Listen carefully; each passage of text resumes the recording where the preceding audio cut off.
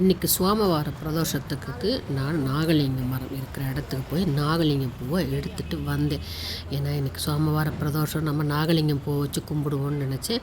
அதனால் காலையிலேயே போய் நான் நாகலிங்கம் பூவெல்லாம் எடுத்துகிட்டு வந்து பத்திரப்படுத்தி வச்சுருந்தேன். இப்போது நம்ம அந்த நாகலிங்கம் பூவை வச்சு தான் இப்போ சோமவார பிரதோஷம் நான் வீட்டில் பண்ணதை உங்களுக்கு நான் காட்டுறேன் வாங்க. ரொம்ப அருமையாக பூத்து இருந்துச்சு. ரோட் சைடில் தான் இருக்கும். நான் ஏற்கனவே இந்த மரம் காட்டியிருக்கேன். வாங்க இப்போ நம்ம பூஜைக்கு போவோம்.